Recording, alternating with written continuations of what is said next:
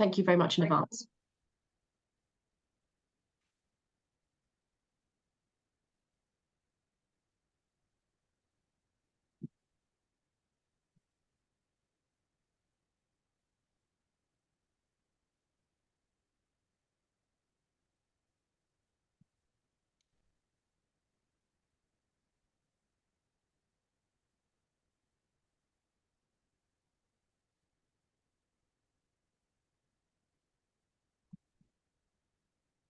Recording in progress.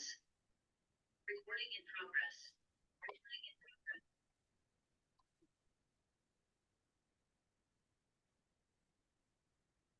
Good evening. Welcome to our webinar on treatment for nose and sinus problems. My name's Louise and I'm your host this evening. Our expert presenter is Mr. Henry Sharp, consultant ear, nose and throat surgeon. This presentation will be followed by a Q&A session. And if you'd like to ask any questions during or after the presentation, please do so by using the Q&A icon, which is at the bottom of your screen. This can be done with or without providing your name. But please note, if you do provide your name, the session is being recorded. If you'd like to book a consultation, we'll provide contact details at the end of this session. I'll now hand over to Mr. Henry Sharp, and you'll hear from me again shortly. Thank you. Yes, thank you very much for that introduction, Louise, and welcome everyone this evening. Thanks for joining us. So my remit this evening is to talk to you about nose and sinus problems and what we can do to diagnose your issues as well, of course, to treat them. So this is a very topical subject at this time of year. There's lots of coughs and colds and things like that around. So I'm sure a number of you experience those issues, if not now, on a regular basis. So including in this session, a little bit about my experience, just to start us off for your interest. I'll tell you about how our ENT team works here at Benenden. And then we'll move on to the sort of nitty-gritty of the nose and sinus structure, a little bit about that. And then really take you through your journey of how you will progress through the system should you come and see us here at Benenden with regards to how we would take your history, examine you, try and find out what's going on, and then discuss treatments with you. So that's the idea of the session this evening, and I hope you'll find it helpful. I will say at this point, there is some clinical videos in here. They're not very long and they're not very gruesome, but for people that may be of a sensitive disposition, you may want to look away in one or two of the videos, but they're certainly, I promise you, they won't upset you too much. And I think you'll find them very helpful and interesting as to how we can treat your problems. So as far as I'm concerned, I trained some time ago now in London, mainly at Guy's and St Thomas's and King's Hospital. I did some paediatric training at Great Ormond Street Hospital and the Evelina Hospital. And at a very early stage, I realized that I wanted to specialize in nose and sinus problems, having worked with a great surgeon called Ian Mackay at Charing Cross. I then completed a specialist rhinology fellowship in nose and sinus surgery in Germany, and was appointed at East Kent Hospitals in 2003. I then joined here in Benenden Hospital as part of Quadrant, which is our consortium here, in 2013. And I must say, it's a very important and enjoyable part of my practice, which I really have appreciated. And I specialize in almost exclusively now in nose and sinus surgery and rhinoplasty, both functional and cosmetic in other, not in here, but in other hospitals. So that's me. As far as our team is concerned, there's 7 of us, and we have expanded from 4 initially to 7 as the demand has increased. We all work at East Kent Hospitals, and we specialize in various different aspects of ENT, but all of us have knowledge of nose and sinus issues. But myself and my colleague Bertram Fu have particular interest in nose and sinus issues and interest in that respect. So that's our team of 7, who you may see one of them. Moving on to how we would treat your pathway through the hospital, our real priority here at Benenden is diagnosis. And we would want to, I think one of the frustrations that we see with patients these days is it's difficult to get a diagnosis of what's going on with your nose. And that may be because you have difficulty accessing your GP, or you have difficulty, the GP themselves maybe not terribly knowledgeable about ENT, because it is quite a niche subject. So diagnosis is one of our real things that we would like to, ideally on a one-stop basis, provide for you here at Benenden. So just, your GPs, I don't need you to tell you that they are very, very busy and they're difficult to access. And I feel for them because my wife's a GP. They do work hard, but they are under a lot of pressure. This was an interesting little cutting that I happened to see not that long ago, that there may be some appointments that I don't need to see. Now, okay, that's fair enough. And if you have dandruff, I would suggest that probably you don't need to see your GP. However, in this article, they lumped together dandruff with a blocked nose. Now, I find it a bit insulting because blocked noses are my main interest in my career.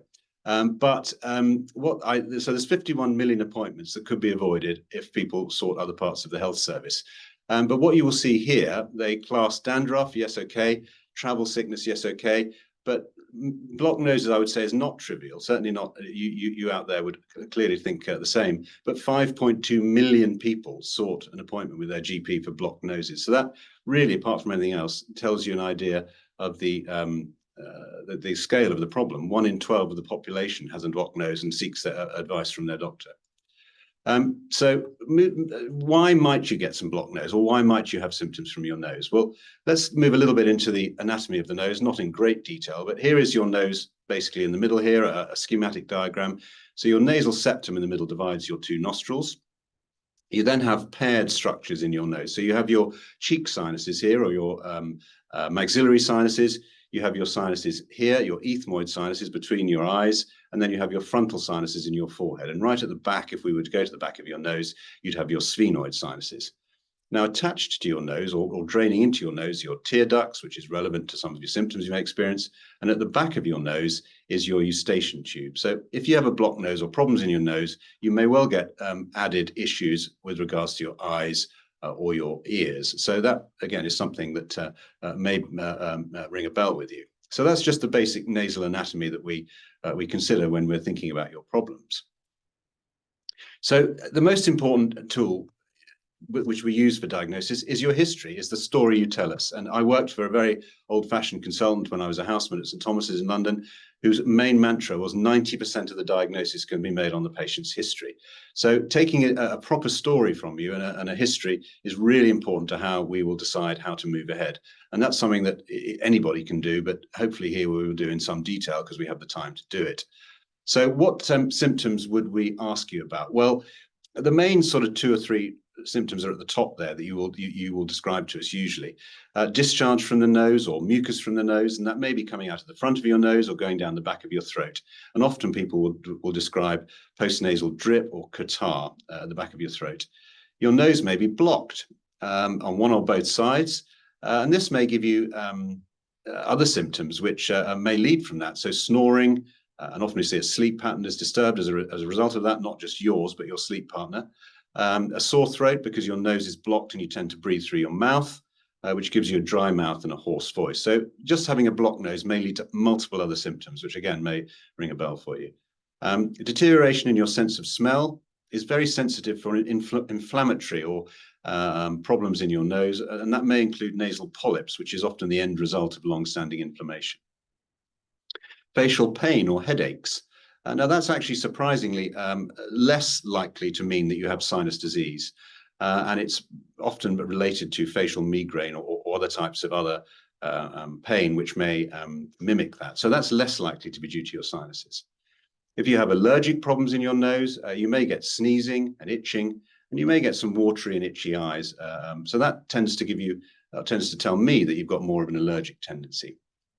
Other symptoms you may describe, which are less common, are nosebleeds, but as I've mentioned before, you may get some problems in your eustachian tubes at the back of your nose, and these may give you symptoms of blocked ears and muffled hearing. So all of these symptoms I will ask you about, and if you volunteer them, will give me an more idea about what's going on. So really, you have blockers and you have runners in the nasal well. So here is your blockers blocking the way, and here is your runners for your American football fans. So, if we think of people as being blockers or runners, that's not far off how they are. And they may coincide. So you may be a bit of a blocker and a bit of a runner as well. So that's what we try and work out what's going on. Next stage we'll move on to is the examination. Now, a simple device like this, I'd imagine not many of you will see this in your GP practice, but this is a nasal speculum, which will allow me here to look inside the nose with a headlight, to look, to see the structure and the function of your nose with very great detail and ease. And then in the same breath, we can take you to the endoscopy here in the same room in this particular environment, to examine your nose with an endoscope. So just being able to examine your nose properly is something that often you won't be able to access in your GP's practice. So we do that. We then will examine your nose with a flexible nose endoscope. So this gentleman here has no anesthetic in his nose. It's very painless. You look inside the nose with a little tiny camera, and I can have a look in the nose on the screen here. And also, if I go a little bit further down, you can look at the throat. So that's actually the voice box that I'm looking at there. So you can go, we get a very detailed examination. He's quite happy. He's sitting there, and I'm getting a very detailed view inside his nose and his throat. So that happens at the same time in the actual clinic room while we're seeing you on the same day. This was COVID times when we were all wearing masks. Happily, that doesn't have to happen anymore. So the first video, just to look around the nose. So this is the picture that I will get inside your nose coming in from the front with my endoscope. So if we're going into the left nostril here, we will see, I've just got a little sucker, we will see this structure here, which is the inferior turbinate, large structure, normal structure inside your nose, often mistaken for a polyp. There's your nasal septum, your middle turbinate above where my sucker is there. And we're going to the back of the nose. It's a little bit dark, I'm sorry. The septum there, a little bit of a spur there. And we're coming to the back of the nose where the adenoids would be. There's no adenoids in this patient because it's an adult. There is the eustachian tube opening on the right-hand side there. So you can see how the eustachian tube, that little crescentic structure, opens into the nose. So the inferior turbinate as we come out, middle turbinate above us, and the septum on the left-hand side. So that is the structure of the nose. That's a normal, a pretty normal structure inside the nose there. So that's what we will examine when we look inside your nose with the endoscope when you come to clinic. At that stage, we may want some further tests, and these tests are all available for you here at Benenden. Often on the same day, they will be a CT scan will be done, and some blood tests will be arranged as required. So the blood test we often do is just a normal full blood count, and in particular, we look for the white blood cell count, which is a marker of infection and inflammation. So we look at the different types of white cells that may be raised or lacking, the neutrophils and the eosinophils. So that's useful to us. And we can also do some allergy tests. Now, in days gone by, we used to do skin prick tests, which some of you may have had, but they are a bit more difficult to administer, take more time. So we tend now to do blood tests. So we measure a total allergy score, something called IgE, which is one of your immunoglobulins. And then we do RAST tests, and these are specific tests for individual allergens. So I normally do a panel of several, which is dog and cat, house dust mite, mold, and grass pollen, because they're the common sort of ones that we do. But we can also do foodstuffs and other aero allergens that will test whether you have an allergic tendency, and that's helpful to know for treatment as to what medication to give you, but also for you to know what it is you're allergic to, because obviously one of the main treatments for allergy is actually avoidance. So if you know what it is you're allergic to, if Fido or Kitty are the problem, then unfortunately they may have to take a sideline. But there are treatments that we can give you for that if that's the case. So what may cause your nasal symptoms? So let's look a little bit more into more detail. So essentially, there's two things that can really cause your symptoms, whether you're a blocker or a runner. So you may have inflammation of the nasal lining, and this is termed rhinitis, or more commonly rhinosinusitis, because the lining of the nose and the sinuses is one structure and is continuous with one another. And that may be with or without infection. So you may have rhinosinusitis, which just causes inflammation of your nose or the nasal lining without infection, or you may have infection with it. And then at the end result of that, if you have long-standing inflammation inside your nose, is you may have nasal polyps. And that's something that we can readily diagnose by looking at your nose, as we've just seen. The other thing that, particularly with blockers, so if your nose is blocked, is you may have a problem with the nasal structure. So you may have, in particular, a twisted nasal septum or weakness of the nasal skeleton itself. And that's readily discernible by examining your nose just in outpatient. So that's something that we can tell you what's causing that. So if we move on to the sort of more inflammatory side of things, the chronic rhinitis or rhinosinusitis, chronic in a medical term does not mean the sort of how bad it is. It means the length of time you've had it. So we have acute, which means usually less than 4 weeks or 7 to 10 days really with sinusitis. Whereas chronic means more than 12 weeks. So, and often by definition, many of you out there will be experiencing these things for more than 12 weeks.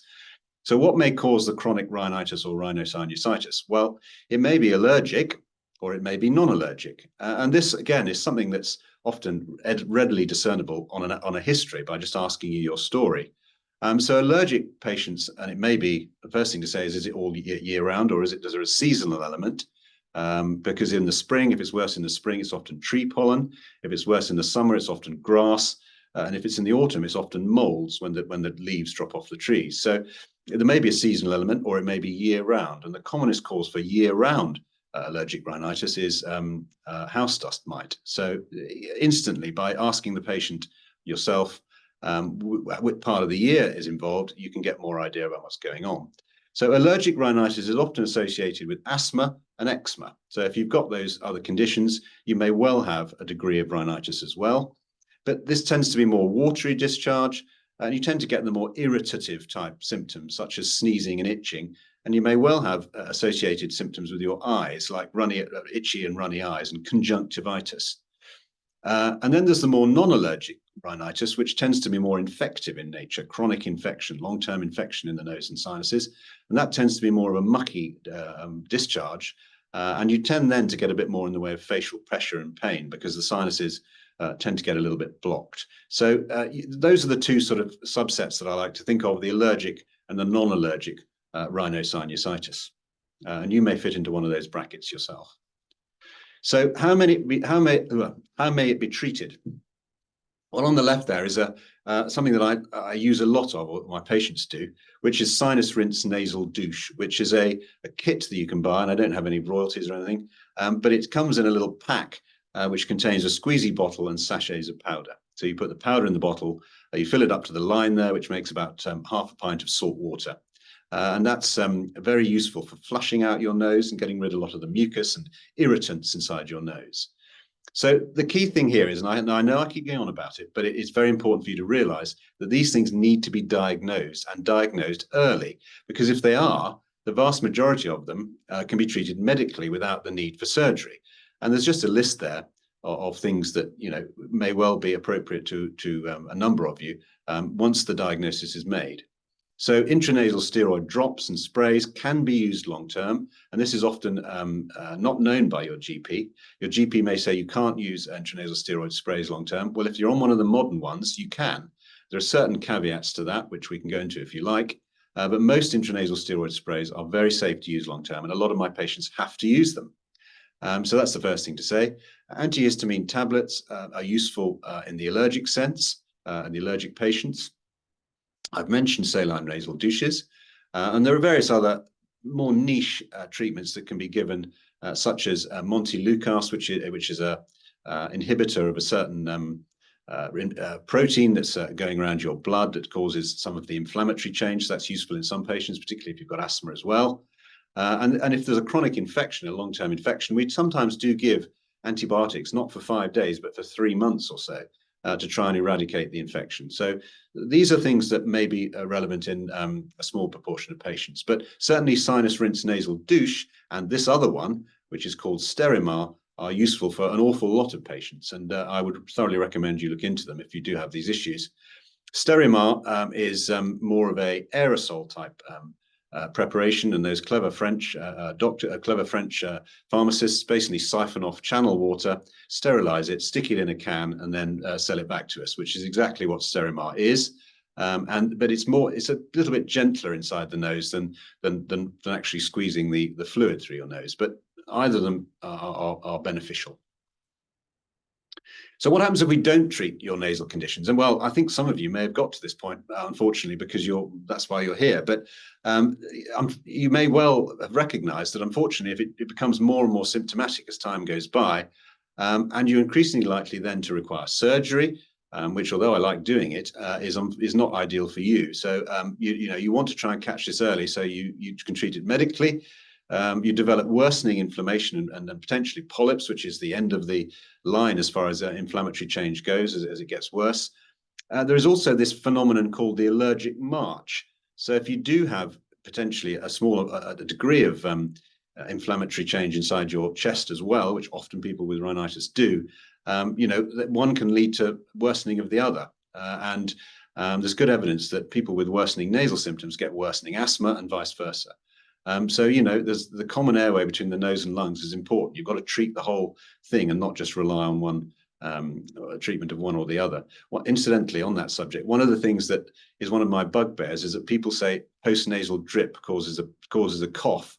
It's not the postnasal drip causing the cough. It's the fact that your nose and your sinuses and your chest are exactly the same. So you have it's not the drip causing the cough. It's the fact you have a widespread inflammatory change inside your nose, your sinuses, and your chest. So that's one of the things that means you need treatment from all perspectives. And sometimes I will refer my patients to see a chest physician for that reason. You may get a potential worsening of your ear symptoms because of the effect on the eustachian tube, as we've mentioned. And then really at the end, you can get some really nasty problems with untreated sinus infection, with swelling around the eye, potential blindness, periorbital cellulitis or big red swollen eye. And if the sinus infection spreads upwards, it can cause inflammation around the lining of your brain and meningitis and ultimately brain infection. Now that is extremely rare, but it's something that we do see a few people who've had long-standing sinus issues, hasn't been treated effectively or properly, and they do develop these complications come in as an emergency. So that is something to bear in mind. What about the more structural problems? Well, the blockers, you may have a twisted nasal septum, and if there's one operation that I probably do more of than anything else, it's septoplasty.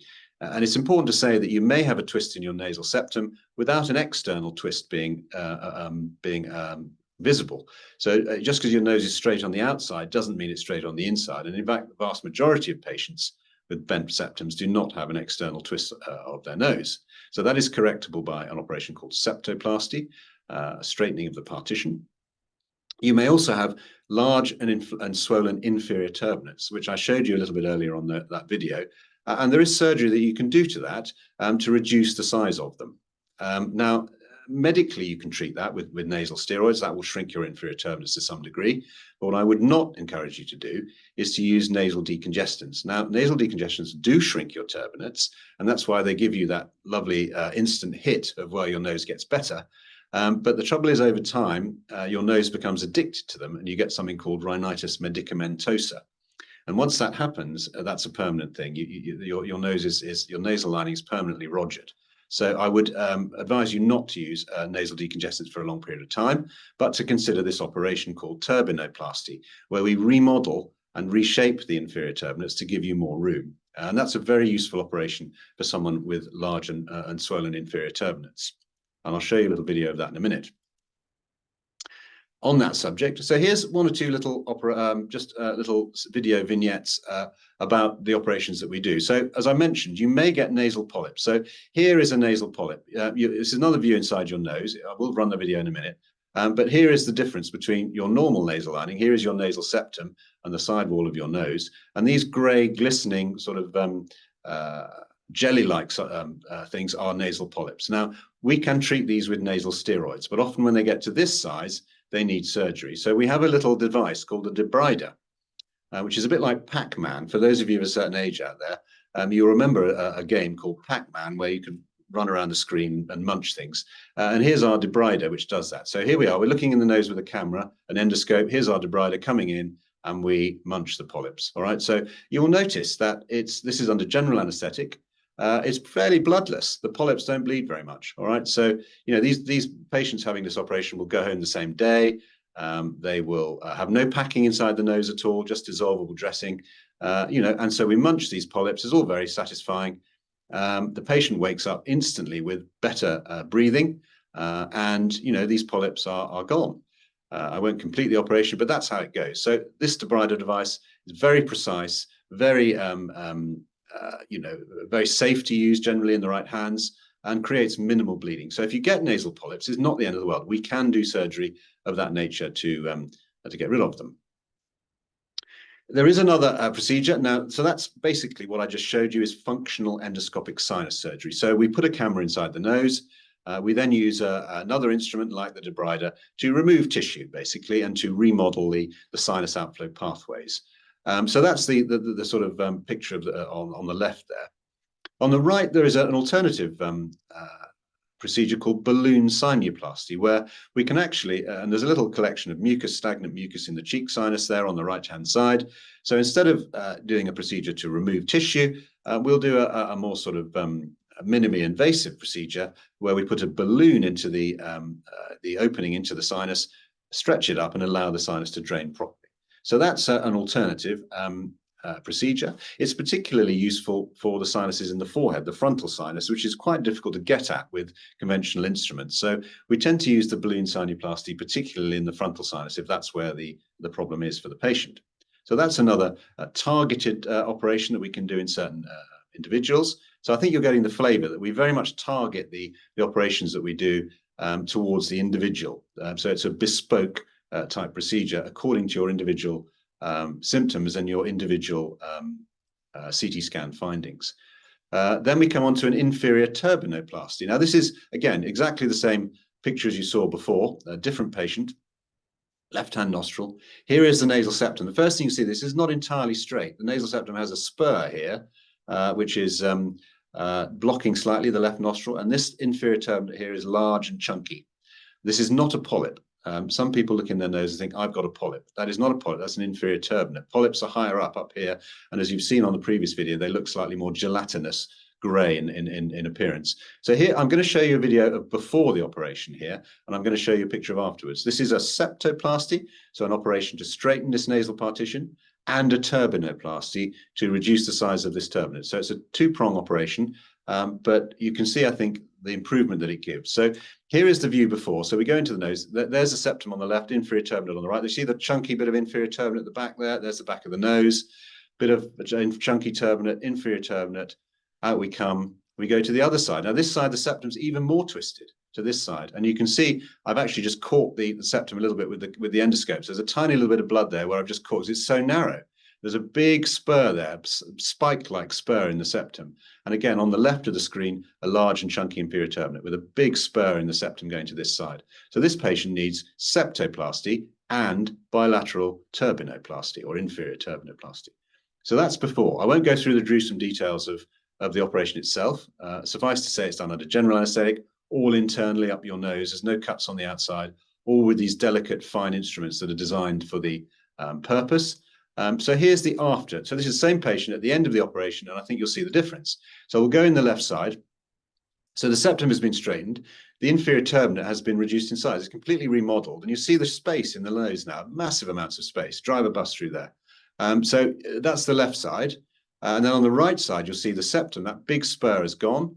And that inferior turbinate has been remodeled as well. So that now on both sides, you could literally drive a 113 through there. There's so much room. The patient will wake up with no packing inside the nose and will instantly be able to breathe easier. So that's a very useful operation for the blocker type patient. So this is a CT scan view of that precise or very similar to that thing. This is actually a septal deviation. So as you can see, this is the before and this is the after. Same patient. Not often do we do a CT scan after the operation, but this one we did. The septum is very bent. So here's the septum in the middle. It's the same sort of diagram that I showed you before on a CT scan. So here are the eyes. Here's the brain up here, and the nose and the sinuses in the middle. So your nasal septum should go straight down, but there's this big bony outcrop here in the septum, almost completely blocking the left side of the nose. And here on this side, you'll see this is a normal cheek sinus, which is black, full of air. And here on the left, it's completely gray. So it's full of a large polyp. So what I've done here is I've straightened the partition and I've removed all the polyps. And here is the end result of it afterwards. So the septum is now straight. And you'll see here is the opening I've made into the cheek sinus on the left side. But the sinus is now completely black and full of air, which is exactly what you want. So now both sides are the same and your septum lies in the middle. So this is a septoplasty and a left functional endoscopic sinus surgery procedure. So that's another bespoke operation to that particular person who had a left nasal polyp and a septoplasty. Other procedures that are now coming on stream, which may be appropriate to you. Some people, and I'm seeing a lot of, particularly a lot of patients as they get older, get a drippy nose for no apparent reason than we think, because there is an overactive stimulation of the nose, the nerves inside the nose there, causing too much mucus to be produced. So there's this new procedure called Clarifix, of which the instrument itself, disposable instrument, is on the right of the screen there. And what we do with this is we put the Clarifix device into the nose. It uses very cold material, which is then pumped into that little probe at the end of the gun type structure there, and that put inside the nose, and it basically zaps the nerve inside the nose, which is causing your nasal lining to produce too much mucus. So that's a new procedure which we're bringing on stream, which can be very useful for the particular patient that has a watery nasal discharge, no other significant abnormality. And as I say, that's useful for patients as they get older and do get a runny nose. So that's something that may be appropriate for you as well. So in summary, I'd just like to say how we would like to think that we treat patients at Benenden, and in particular for me, the nose and sinus issues. So, you know, we want to diagnose you promptly and accurately. And I think hopefully I've shown you how we may do that here at Benenden. And the people that will see you are, you know, are experts in this field. So they're able to do that very readily. We like to think we give a one-stop treatment plan. So that would be examination, diagnosis, investigations, and instigation of a treatment plan. If it's not the final treatment plan, sometimes we have to wait for results to come back, obviously. It would certainly be on the way to getting final treatment plan. And that may include surgery, but actually in the majority of people, if it's caught early enough and the diagnosis is made, then, you know, you can get away without surgery. So that would be our aim. As I've mentioned, a bespoke treatment plan is very much, again, in this situation, directed at the specific cause of your problems. It's not a one-size-fits-all by any means. It's very important that people who see you and hear that happens realize the particular aspects of your problem and are able to direct you to the proper and relevant treatment. We do have a wide range, as I hope I've shown you, of surgical solutions to your individual problems, should medical solutions not be effective. And you know, I often say it's not like orthopedics where you come in and you see someone and you have an x-ray and then you have an operation. The vast majority of patients that we see don't need operations, providing we catch you early enough. And of course, the other thing is early return to work, and that's important for a lot of people, and to normal activities. And most of the operations I've described to you today, you know, will need a 2-week recuperation period, and most people will be back to normal activities within 3 weeks or so, sometimes even earlier than that. And the activities that they will be doing, particularly exercise, things like that, will be a lot more effective because they'll be able to breathe through their nose a lot easier. So that's it from me, really. I hope that's answered some of your questions and has given you an insight into what we do here at Benenden, particularly with reference, obviously, to the nose and sinus work, although we do see other aspects of ENT as well. But if you do have any questions, then I'm sure I'd be happy to answer them. I'll try my best. Thank you. Thank you. That's really interesting. We do have some questions that have come through, but like you say, anyone else, please do submit yours. This is your opportunity. Brian says, does repeated use over 30 to 40 years of an inhaler, for example, Becanase, for a hay fever for about 8 months of the year, does that cause any damage to the sinuses? Shouldn't do. I think, as I mentioned in there, you say use Becanase, Brian. I think Becanase. Becanase is certainly one of the older ones, which I wouldn't necessarily recommend. I mean, if you've used it, don't worry.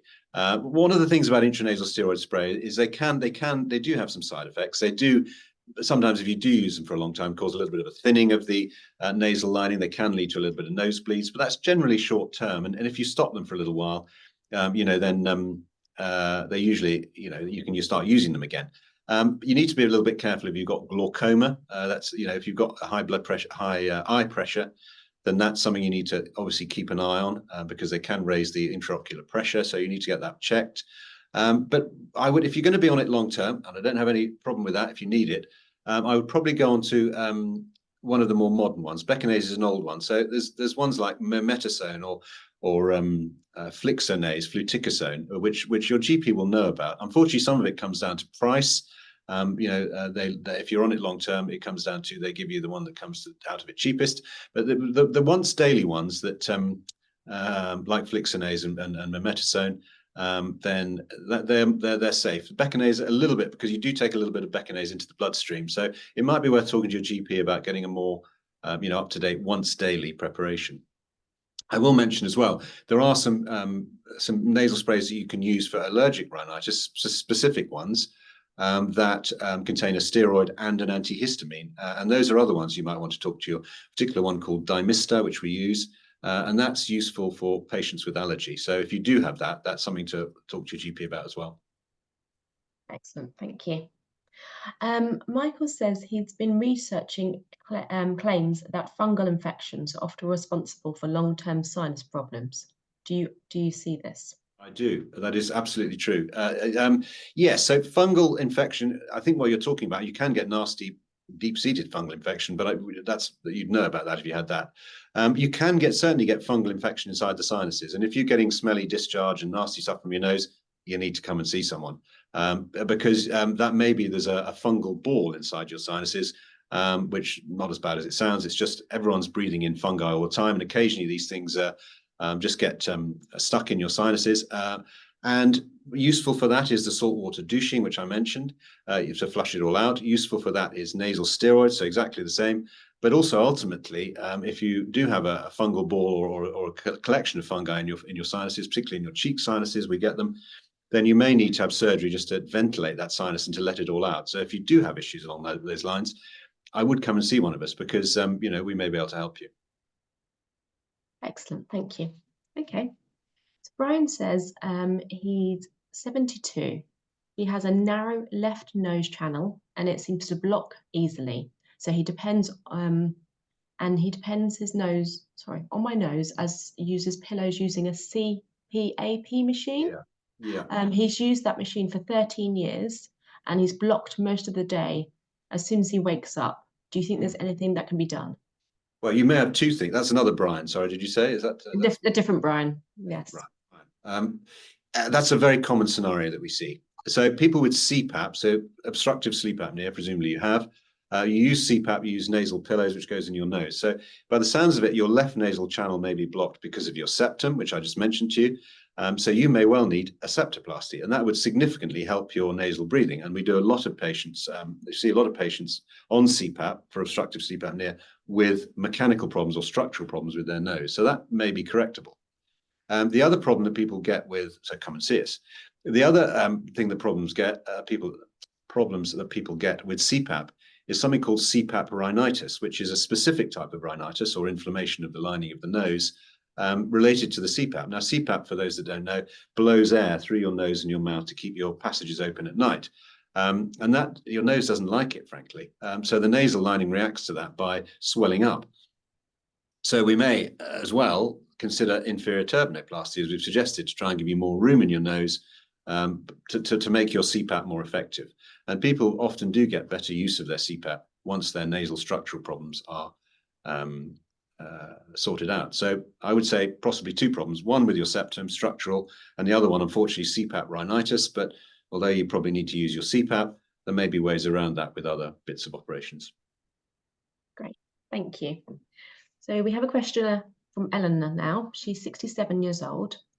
She continuously has a blocked nose, and when she's on an aeroplane, she feels the need to pop her ears, and she feels that her hearing has now suffered from that, quite muffled hearing. Her dentist has said that she has infected sinuses on several occasions. She wants to know what treatment would be appropriate for her. She's also recently been diagnosed with asthma, which is something she didn't know that she had. Well, I think you're a perfect example, I think. Sorry, what was that lady's name? Eleanor. Eleanor, I think you're a perfect example, Eleanor, of what I've just been describing up on the screen there. You have, I suspect, rhinitis, which is inflammation of the lining of your nose. You have a knock-on effect into your eustachian tube at the back of your nose into your ears. So you're getting the muffled hearing, you're getting the rhinitis. I mean, the simplest thing, if you haven't tried it already, would be to try an intranasal steroid spray from your GP. But if not, then if that doesn't work, I mean, and the other thing to say is they don't work instantly. They do. People often say, I've tried an intranasal steroid spray, and I'll say to them, well, how long have you tried it for? And they'll say, well, 2 weeks. I'm afraid you need to use it for 4 to 6 weeks continuously before it will start to kick in. So that's an important thing to remember as well. But if you haven't tried it already, intranasal steroid sprays, but really if you have and that hasn't succeeded, then I'm afraid it means coming to see one of us and allowing, to take your history, examine you as I've described, and see exactly what we can do. I mean, there are lots of bits and pieces that I've shown you this evening that may help you. But certainly, if you haven't done already, I would go and get a intranasal steroid spray from your GP and give it a good go, because it sounds like you've got rhinitis. Great, thank you. Our next question is from Cheryl. She says, thank you very much for an informative session, Mr. Sharp, by the way. Her question is for her husband. He has suffered with blocked sinuses on and off for a few years and has never visited his GP about it. Taking into account your comments about some GPs not being fully up to speed with sinus issues, how should he approach the conversation with his GP so that it's taken seriously? That's a difficult one, Cheryl. I'm not sure I can answer that. But I mean, some GPs are interested and very good at ENT, but it is a bit of a lottery, unfortunately. But the one thing I would say is, and people come to me and I walk into my consulting room and say, doctor, I've got sinus or I've got sinusitis. And actually, often that means different things to different people. So does your husband have a blocked nose? Or is he really experiencing problems with his sinuses? In other words, is he getting facial pain? Is he getting discharge from his nose? So that's why it's so important to take a decent history. And that's unfortunately what you will get from someone like us, and you may not get it elsewhere. So, taking a proper history from your husband, examining them and seeing exactly what the problem is. I hope, again, I'm not repeating myself, but is that we can see exactly how we can help. But it's very difficult to do that without examining them, taking a history and examining them first. But so I would ask him, first of all, to concentrate on what the main symptom that he's worried about. Is it blocked nose? In which case, it's probably not your sinuses. It's probably a structural element, as we've said, or a structural element or a problem with your turbinates. Or is it really sinusitis, where he's getting infections every now and again, or mucus? So if I had to say one thing, is when you go and see your GP, hopefully you'll know a bit more about what the potential is for treatment, but also say exactly what your symptoms are to them, so they'll know more about how to treat them initially. But I think ultimately you might have to come and see us. He might have to come and see us. Kathy asks, what causes a deviated septum? Good question. Most people are born with it, and a lot of people won't. A lot of people ask me that very question. Well, how come if I was born with it, how come it hasn't bothered me for the last 50 years? And I can't honestly answer that question, but all I know is, I think the answer is the answer I give to people, is that you are able to cope with it when you're a bit younger. You're able to compensate for that blocked nostril or nostrils, because often actually the septum will go to both sides. It'll be bent to one side. I think you saw in the video, went to the left at the front and then it goes to the right at the back. So often it'll block both sides to some degree, but you're used to it. That's all you've ever known. As you get older, your physiology changes, and you're less able to cope with it. So I think that's probably why. But most people are born with it. And of course, the other thing that can cause it, if someone smacks you on the nose, or rugby, or boxing, or cricket, whatever it is, or if you fall over. I mean, unfortunately, amongst the more elderly patients fall over and hit their nose, and therefore the septum fractures and blocks the nose. So generally, you're either born with it and you notice it often later in life for the reason I've mentioned, or you have trauma. Those are the two main issues. Thank you. Paul says that he's had many polypectomies, is that correct? And the last one about a year ago. He has no sense of smell. His breathing is fine. Do you have any thoughts?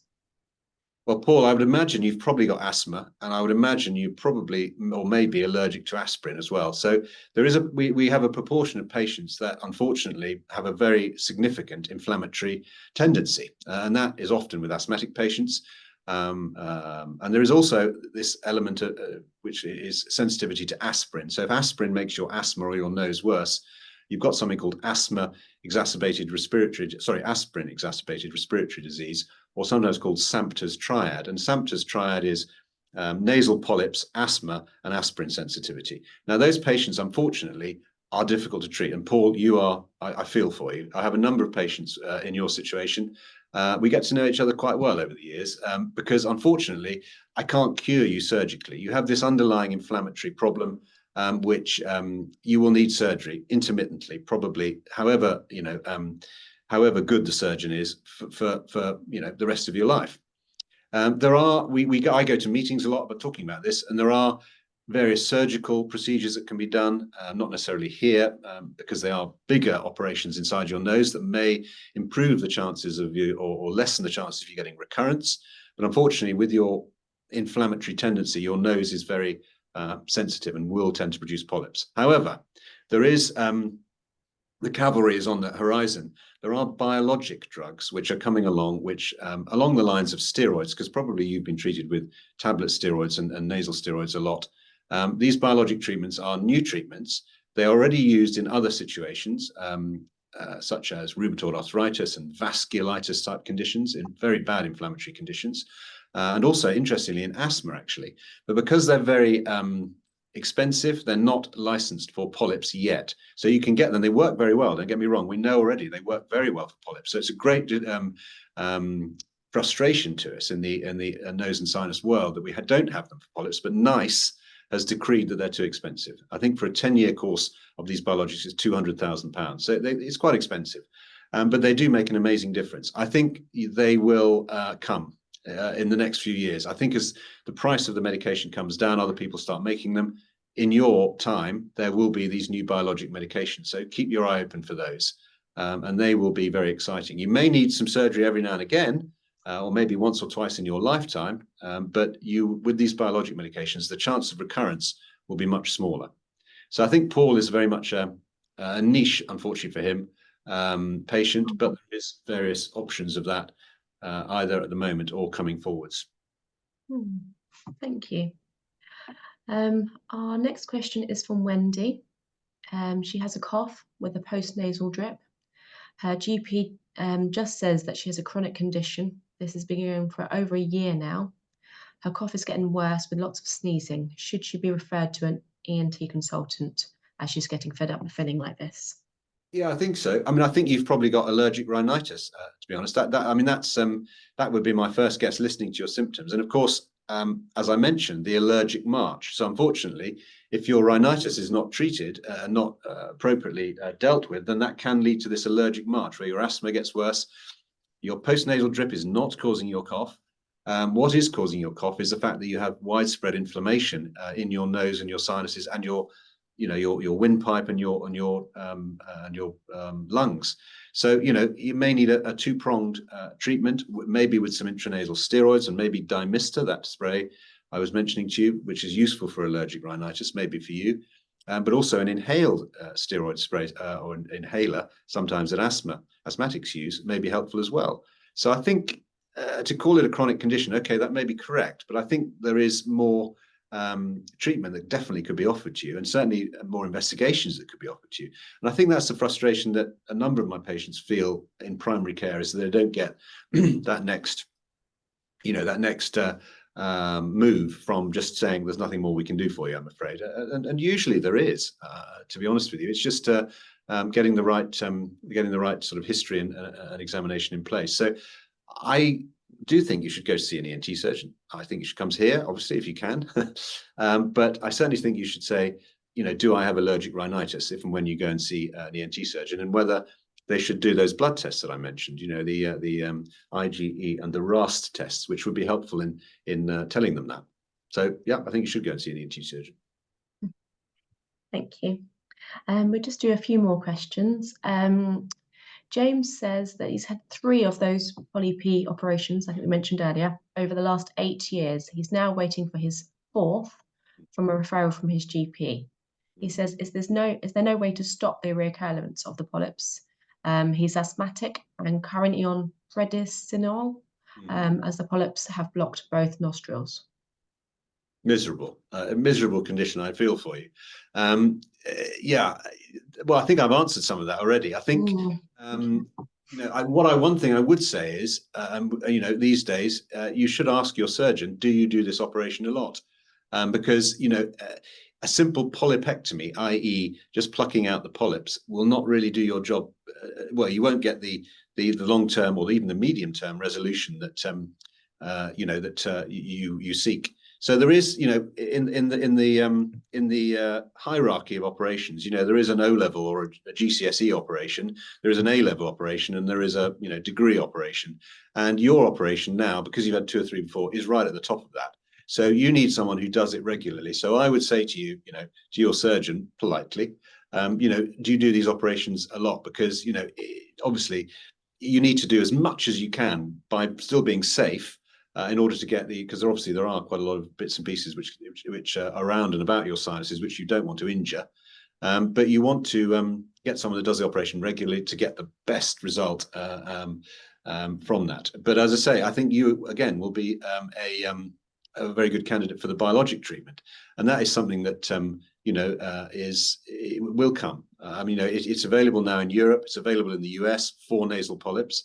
And I have 1 or 2 colleagues in London who are able to prescribe it, 1 or 2 ENT colleagues in London who prescribe it to private patients who are able to have the financial wherewithal to pay for it. And they have, she shows me their thank you letters, and, they are spectacular. Oh, you've changed my life. Thank you so much. She has some celebrity chefs on her books that can now smell.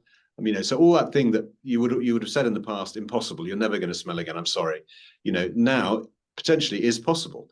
So you will still need the surgery. You'll still need a clear out of all those polyps by a surgeon who does them, on a regular basis.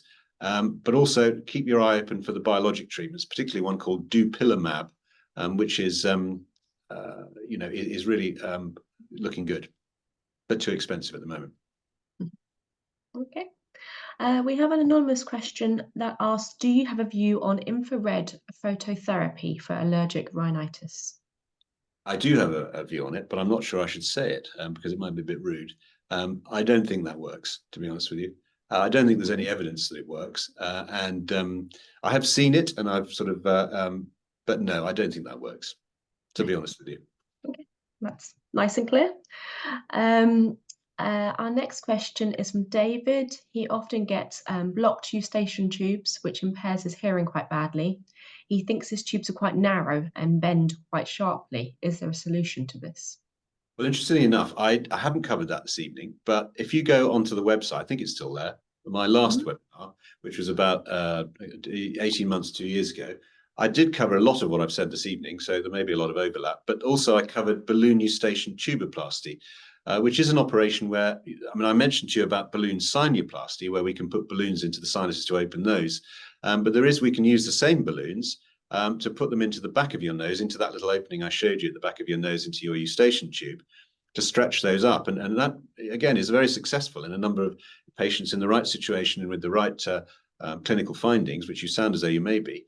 Then that may be the operation for you. So if you want to look up about balloon, first of all, if you want to look up and watch me again, I'm sorry if that would be the case, but you will see that I put on that webinar a video of the balloon eustachian tuboplasty, which sounds very much as though it may be helpful for you. And I've done quite a few of these patients in your situation, and the majority of them do feel to some degree, if not completely, better afterwards. So that may be something to look into. Thank you. Neil said after having COVID last year, he's had blocked sinuses. He's had repeated swallowing sensation, which the doctor said was globus syndrome. They have referred him to the NHS, but he's facing a 42-week waiting list. Is his throat issue linked to his sinus or vice versa? I would say the throat problem is not related to the sinuses. Again, that's something I would need to ask you in more detail about your symptoms. So, when you say you've got sinusitis, does that mean you've got a blocked nose, or does it mean so I think you're getting the flavor here of how important it is to get a good history and pin you down as to what your main symptoms are, because people will walk in and say, I've got sinus, doctor. And I take that very much with a pinch of salt as to what's going on. So a good history and seeing exactly what your symptoms are. In relation to your throat symptoms, that's probably not related, I think. Globus probably is a correct diagnosis, is where the muscles in the top of your throat here get too tight. And so you get a feeling of a lump in your throat often, or a tightness in your throat, which may be associated with some voice change and things like that. But that's not normally associated with sinus issues. So it may be two separate things, actually. But I think with regards to your nose, a proper history and examination, again, is what you need. I'm sorry if it's 42 weeks. That's not an uncommon scenario. I mean, unfortunately, I work in the NHS as well, and it is very busy at the moment. Yeah, certainly. I'm afraid that's all the time for the questions we have now, but I've just checked and we do have the names for all the people with questions, so we can email you afterwards the answers to those. So I'm afraid, sorry, we didn't get time to do them all. Mr. Sharp, could you please move to the last slide? Yeah. Thank you.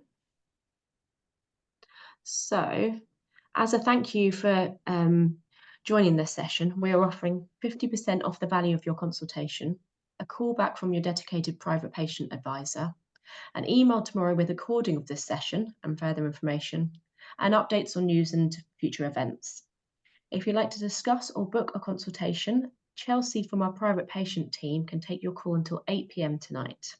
And they are open between 8 a.m. and 6 p.m. Monday to Friday, using the number on the screen. Following this webinar finishing, there'll be a survey that will come through to you.